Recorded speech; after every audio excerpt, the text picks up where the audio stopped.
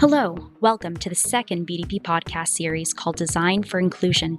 My name is Haley Ray Denal Atkinson, and my pronouns are she, her.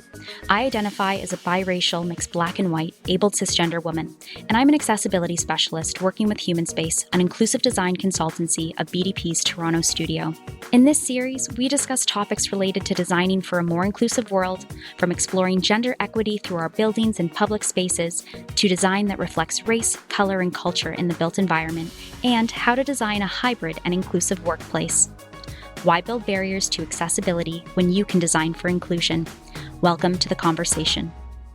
Hello, and welcome to the Design for Inclusion podcast, where this week we're exploring design that reflects race, color, and culture in the built environment.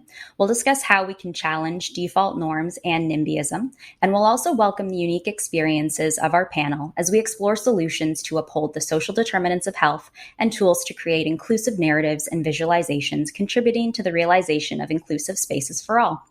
Joining me for our conversation today is Daniel Walder, Architect Associate from BDP's London studio. Hi. Frances Hahn, Associate from BDP's Toronto studio. Hello. And Esther Yaboa, Architectural Assistant from BDP's Sheffield studio. Hi. Design often considers the default human to be male, heterosexual, cisgender, abled, middle class, and white. How can we challenge default norms to create inclusive spaces for all? So this is perhaps something that I've thought about quite a lot through the lens of race in particular. And I think it's interesting how you can often see in our towns and cities that the kind of spaces that we create have been designed historically by white middle class men, and that's often evident in the kind of historical references. So I think the history of architecture that is taught focuses very much on the white middle class history of architecture and kind of erases some cultures. And I think so by erasing those cultures, it makes it quite difficult for people to kind of place themselves in the lineage of the way that their towns and cities have evolved, and therefore find it hard to place themselves in continuing that conversation and continuing that evolution. So I think if we can perhaps broaden our knowledge of history and historical precedent to include a much wider range of cultures, then perhaps we can create more inclusive spaces going forward. I love how you said, Danielle, there, you said place ourselves in the lineage. And that's a really interesting way to think about buildings. That really it's part of that's sort of broader historical belonging as well. And then the idea that we could continue through wider education. So we could actually just pull in all these other strains of history in order to place ourselves within those spaces. Yeah, I guess because I think that's often where a sense of pride comes from, is that sense of belonging to something bigger, and that's both bigger now but bigger historically and in the future. So yeah, I guess if a sense of belonging and I guess a sense of pride in a place are linked. So I just think that's really important. Yeah, I have thought about this question in terms of, in Toronto, a lot of projects that we end up working on are private sector projects. And so the idea that we can't really create inclusion if we're just following market forces, as in we're not creating places for everybody if it's about competition, because essentially if it's competition for resources and that gains people some form of equity so they're able to buy their homes or these condominiums here in Toronto, that is creating spaces for them. And really, I think that in as many places and sites and arenas as possible, if we can reduce competition, so bring things out of the private sector and into the public sector, and really treat diversity as an asset within those realms, I think that that's how we do it. Yeah, I often wonder about architects if they can't build for inclusivity and they can't build sustainably and they can't build for a building to actually perform its function. Are they actually good architects? It's sort of just, if it's a pretty building but only the tall white man is welcome there, then you haven't really done your job and it's a useless building. So until it's almost you're a bad architect unless you can design inclusively and design for multiple people, then you don't really have the respect that you should probably get. Yeah.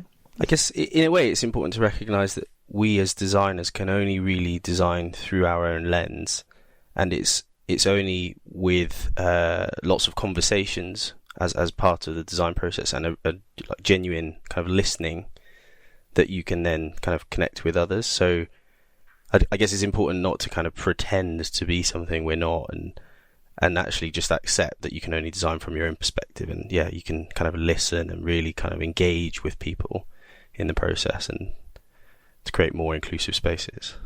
Yeah, I love that you said listen there, Daniel, because I think that looking ahead to some of the questions that Haley Ray has sent us, that listening really comes up a fair bit in terms of how we're going to address these things. I think it'll be a little bit of a thread we can follow through this. How can we ensure that, while designers may be open to listening, that they're in fact accountable to what they've heard in implementing those lessons learned into the design itself? I think it probably starts with the base, as in the first set of people who are in the team and what their diversity. Because if you've got a bunch of males, white males, trying to build for a multicultural community, they're not going to have the same perspective as someone else, and it's maybe not just as simple as adding a token person of color, but if it is limited to 3 white dudes, then maybe the public consultations, there are ways of broadening it out. But I think one of the problems is acknowledging that you have your own personal ignorance.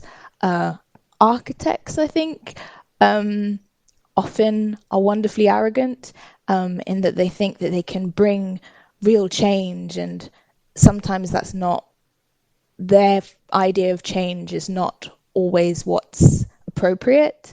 I just graduated from university, and in our second year we were looking at different cities. We were studying different cities, and I got Tokyo, but some people got South Africa, and I was very excited because I've lived in Ghana for all my life, and I was very excited to see what they would do with South Africa, because we've got friends from South Africa, and I went to a Pan-African school.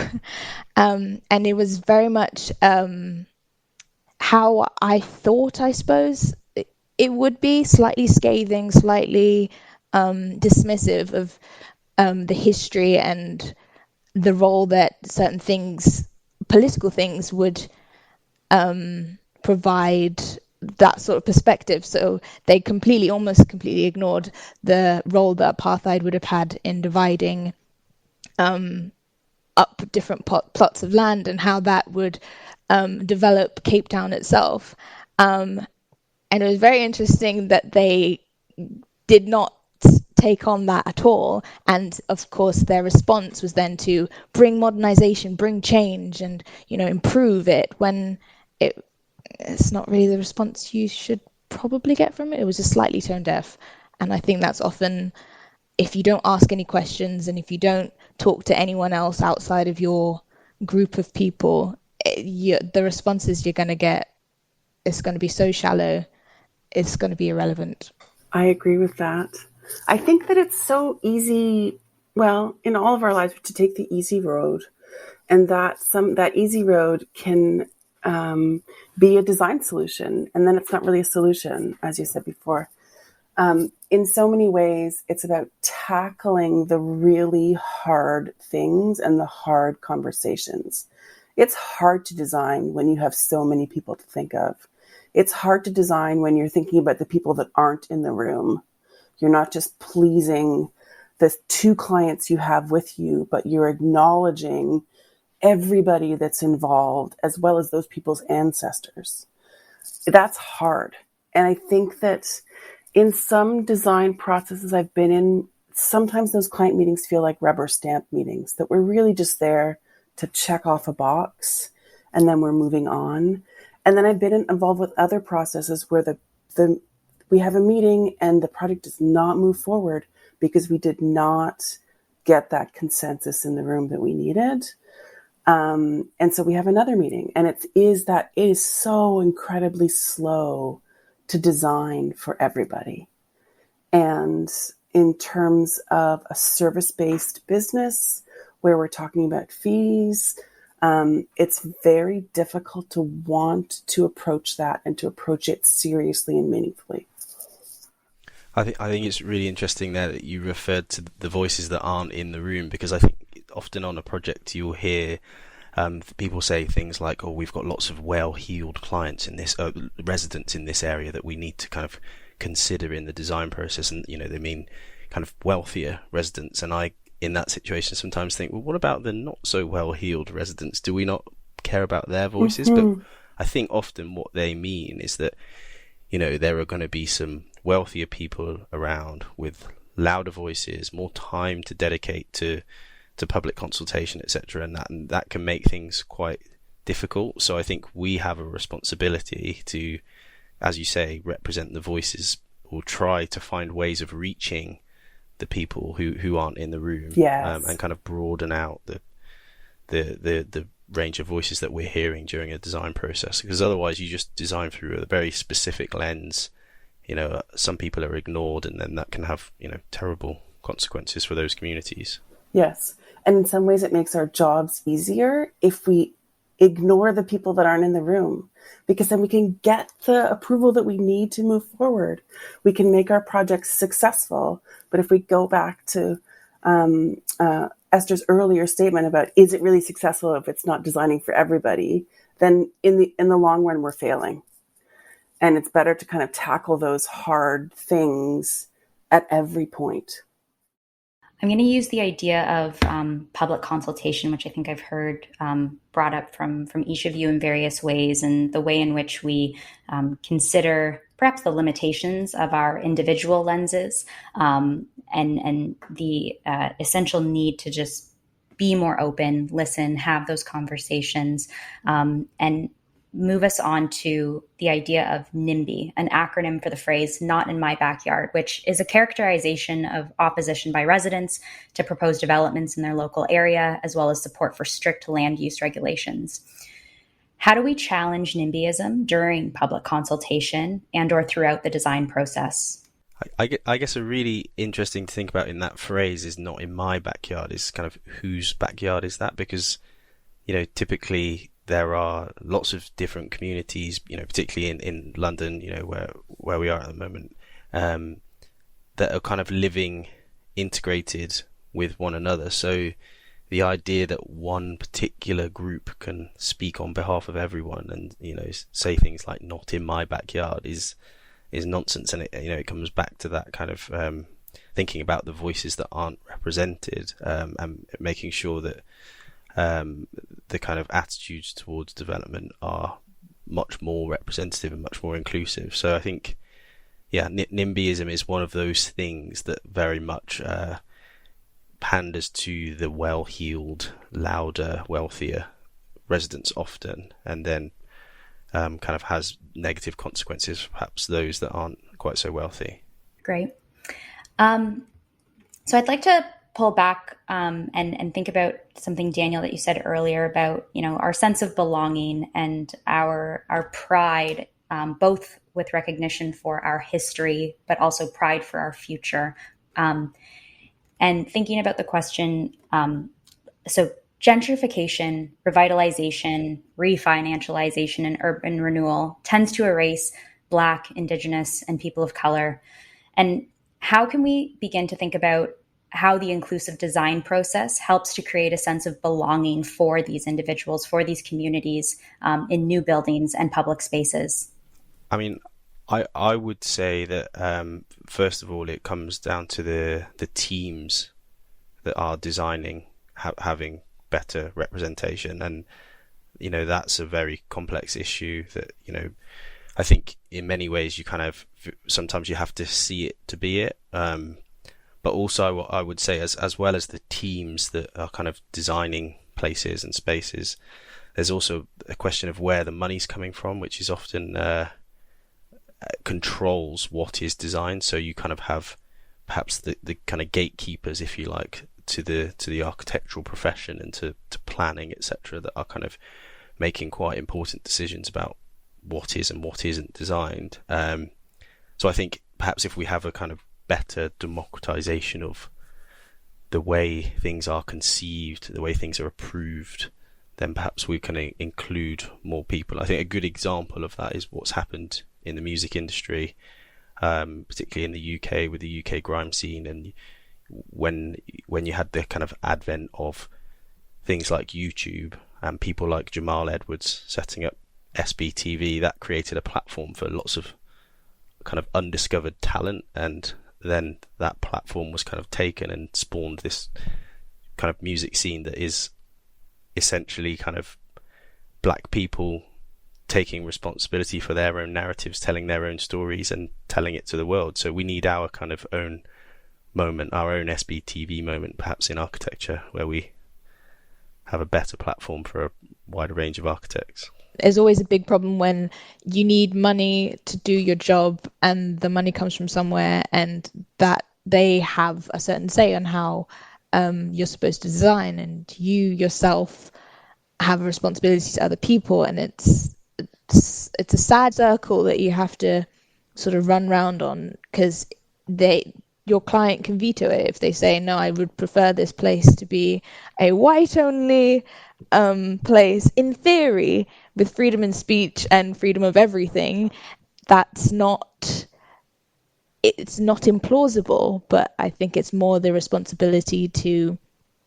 say no, because you can just say, I won't do this project and it's not going to happen type of thing, but someone else is going to have to do it. I thought about this question really differently. I think that I sort of thought about the word gentrification and thinking about it from the racialized groups that are in that term BIPOC. And I know in talking to an Indigenous consultant on a project we had here, he really resisted the term BIPOC because he really believed that we so often are using that terminology to forget the individuality of the groups that are within that term. And this is especially true, I think, when we're talking about creating belonging in cities in Canada, especially, or gentrification, because Indigenous peoples were forcibly removed from any cities or towns within Canada. And that was kind of a forced erasure. And so the question of gentrification is kind of hollow in an arena where really the loudest voices in the Indigenous groups are talking about land back. And kind of reconciliation is not about creating places where there might be Indigenous belonging. It's about giving actual land back to people. And so this makes me think, one, about the project that I'm working on here in Toronto, which is the Indigenous Hub. And in that case, there was a parcel of land, relatively small within a cityscape. It's 2.4 acres, I believe. And the provincial government gave it to Anishinaabe Health, which is a group that had aspired for a very long time to build a healthcare center for Indigenous peoples in Toronto. And there's multiple other examples of this happening, albeit very, very slowly. But really, I think that Indigenous groups would talk about land back as reconciliation, as opposed to trying to carve out spaces within the public sphere that everybody else is trying to carve out. Yeah, I mean, I would really agree with you in terms of kind of saying that the term BIPOC, or in the UK we would say BAME, is quite problematic because it assumes the default is therefore white and everyone else is other, and that does kind of, as you say, lead to this kind of oversimplification of what the BAME or the BIPOC community want, as though it's this one homogenous thing. But at the same time, it's kind of where we are at the moment, and although it's imperfect, I do think it has some kind of value in recognizing as a first step, perhaps, that there are differences that need to be kind of acknowledged. That's a very brilliant way of thinking of it. I really appreciate the perspective. I think the conversation on terminology, I think we can all probably agree that yes, it's constantly evolving. And in the same way that we begin to think about BIPOC as an acronym for groups that are undoubtedly, deserving of their recognition.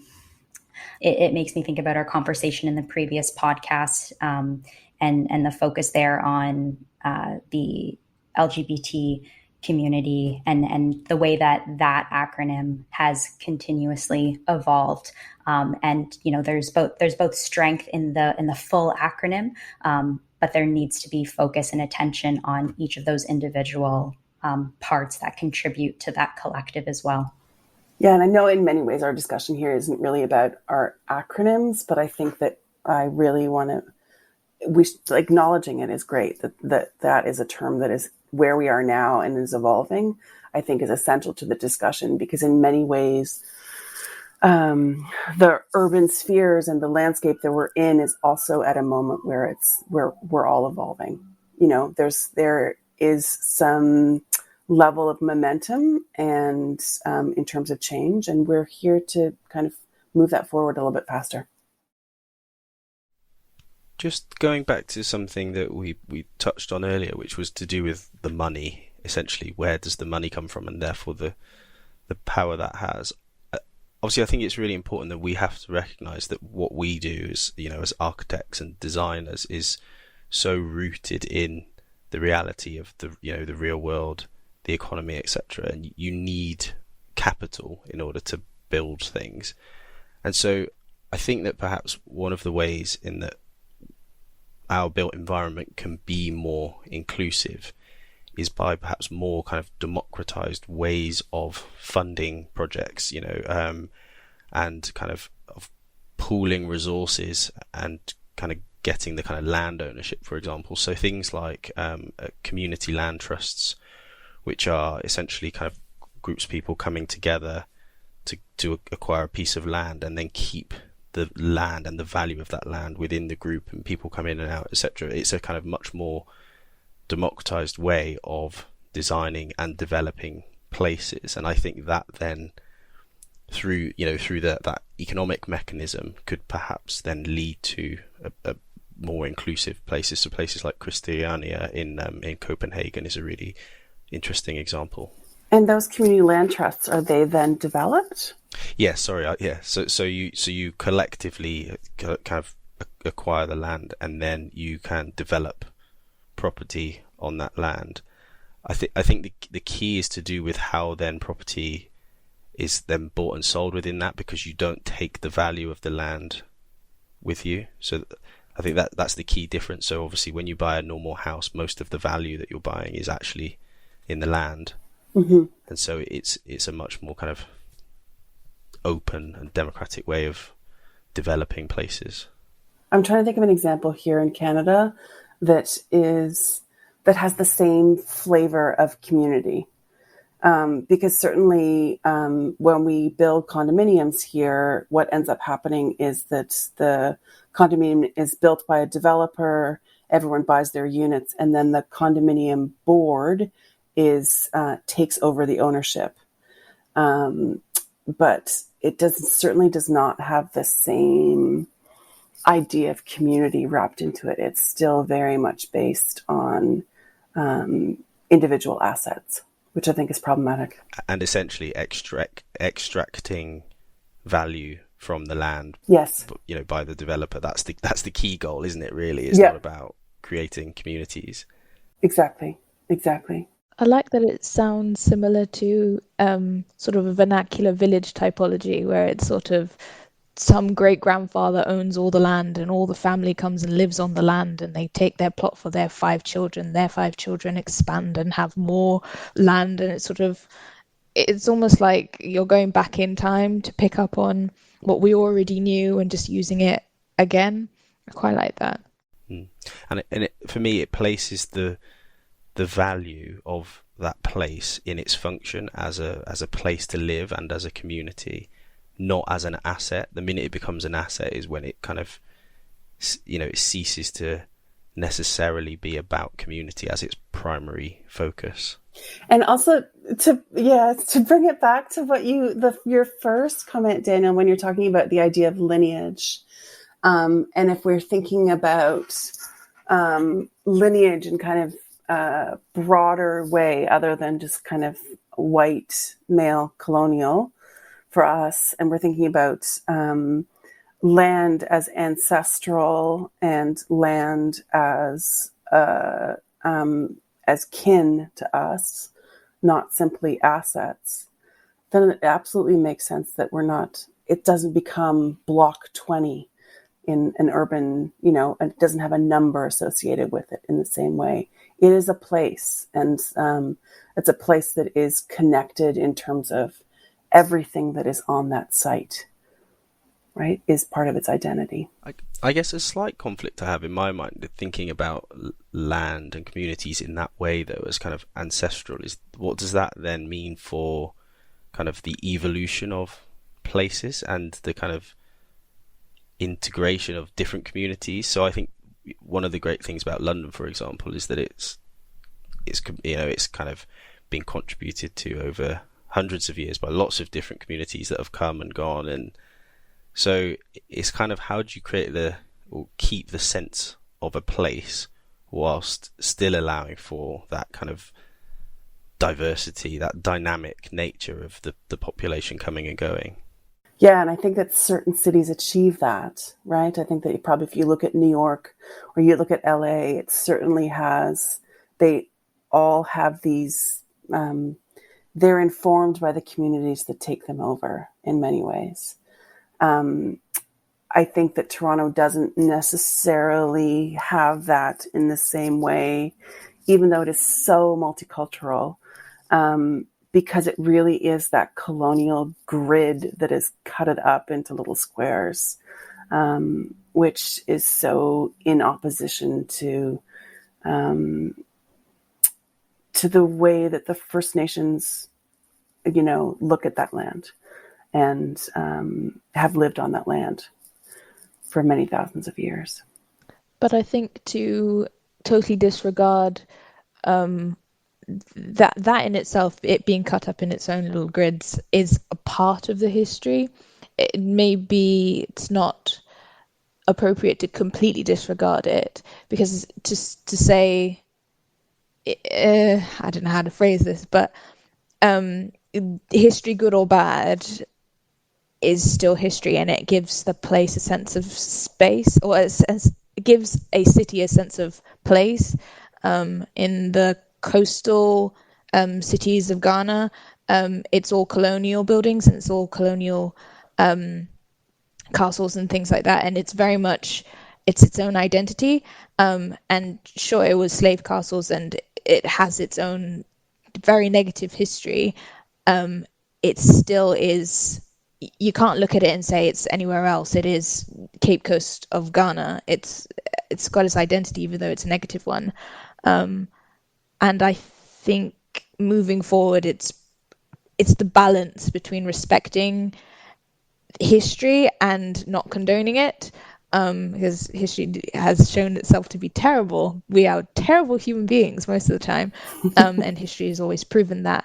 But it's, I think, the architect's responsibility to hold on to that history and give it its significance without it becoming sort of everything. I don't know. It's about, like I think when we were talking before, it's responding to place and time, not just place.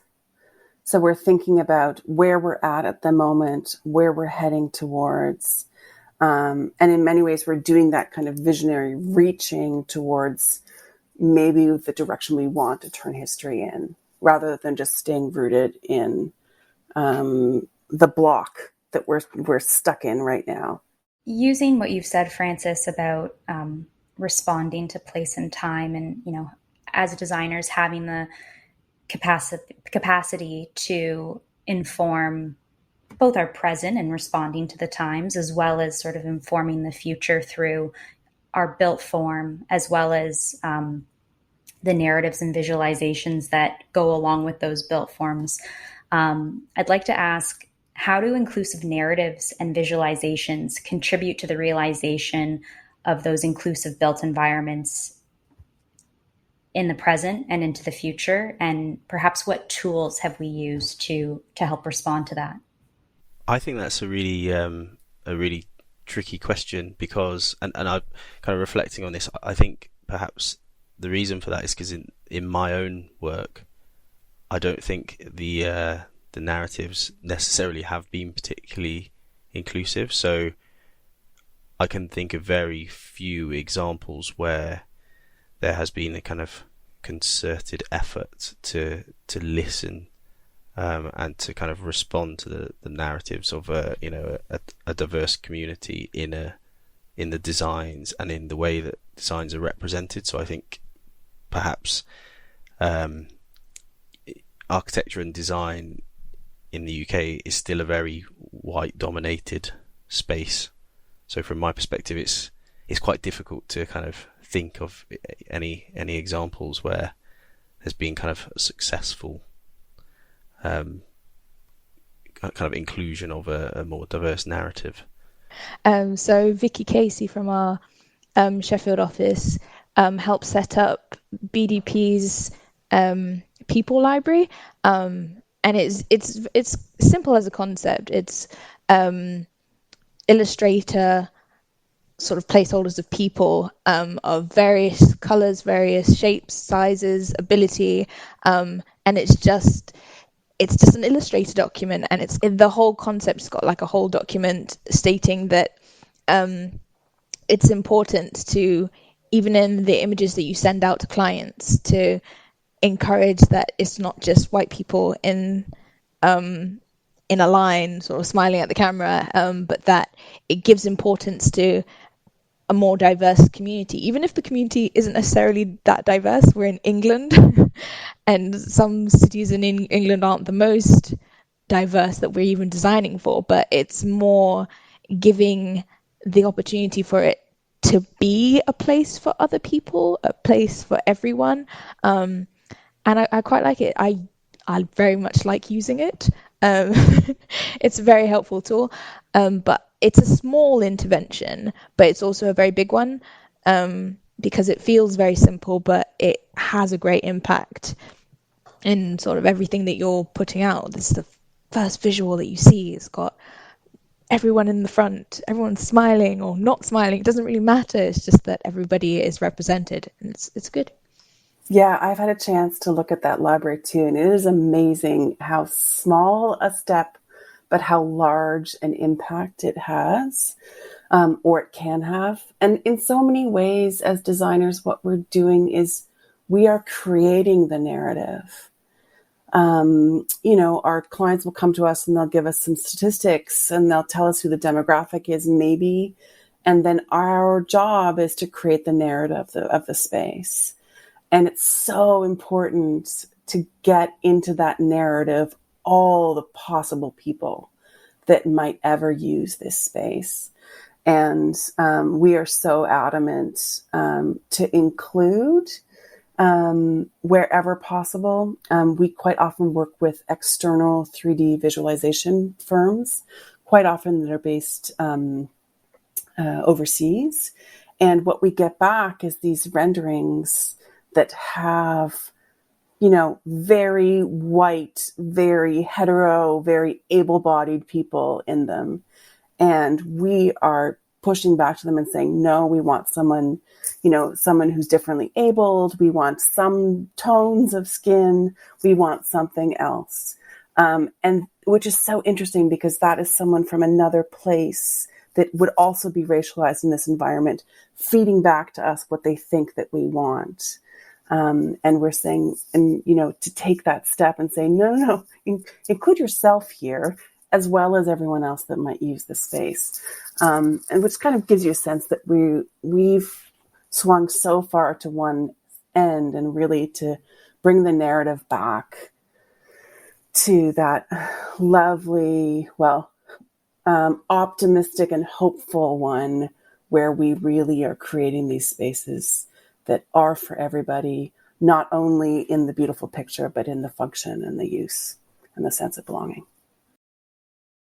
I mean, I think that's so true. I think it could be tempting to think that the people that you use in your images isn't necessarily important, but I think we all kind of recognize the power of an image in the design process. And you can sit in a room full of architects talking about the shade of the brickwork for half an hour, but not necessarily think about the people and the activity that's in an image. So I think, yeah, it's definitely as important in many ways, the life and the activity that's in a space, in an image, as much as the shade of the brickwork or the quality of the light and all those other things. And we are creating those images for our clients. We're creating those images. I mean, even if we're not actually creating those 3D renderings, we're creating the narrative that the client is going to see, and then the world is going to see afterwards. So we do have a very important point. I think it does also then feed through to the design moves that you make. So I can actually think of an example where I was working on some university accommodation, and we had an image of a kind of common space, a kitchen dining space. And the client picked up that a lot of the perhaps the cultural references that we were using in terms of what student life were a bit dated and perhaps not matched to their own student population. So maybe the focus was around alcohol and things. And actually they said, we have quite a diverse community here, and the focus is a lot more around food. It's not around alcohol. And, big groups coming together and around food was their kind of particular focus. And so that did then lead to a kind of change in the emphasis of some of the spaces, on food and those kind of social comings together, if you like. So that, I think, as well as images, it also can have an impact on design and design moves. Yeah, absolutely. That reminds me of a similar experience I had also with a university, an academic client, where we did the same thing. We thought they're just like typical university kids. They're just, they're maybe 19 years old and they drink a lot and they would eat French fries for lunch. And they said, no, actually, most of our population... Maybe guilty of our own experience. Yes, exactly.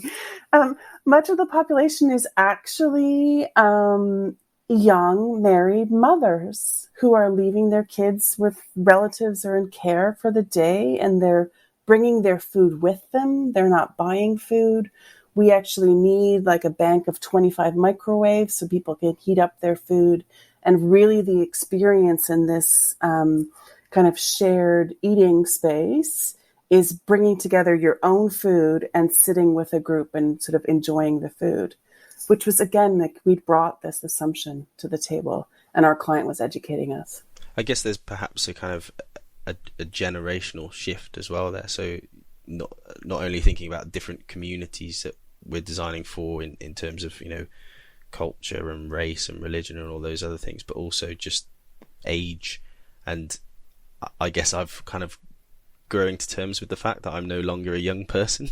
And so when I go into a university and I design in a university environment, I still imagine that students are like me. I'm still, in my own mind, 21 maybe. And you kind of have to, listen and acknowledge things have changed, an enormous amount and will continue to change. So I guess it's a kind of reminder, even in an environment where you feel familiar and you think to keep listening and making sure that you're not assuming. Yeah, absolutely. Again, not only thinking through your own lens. It's exciting though, because you're constantly learning, you're constantly finding new things, and if you can do it respectfully and with attention to detail, it's a fun process. Life is a continuing evolutionary process, and it's an exciting world we live in to be able to learn new things, and you grow older and you get new perspectives and you can go back and look at other people who have different perspectives, and it's a very exciting world especially the technological age. You can access so many different people from so many different places, and it's never been better time than now to get fully into including everyone, because we've got the resources for it. Might as well use them. Daniel, Francis, Esther, we greatly appreciate your time and contribution to this conversation. Thank you for sharing your experiences related to this topic. We've certainly got a lot to share with what we've learned today in studio and with our collaborators. Thank you to you all, and be well. Thank you. Thank you. Thank you.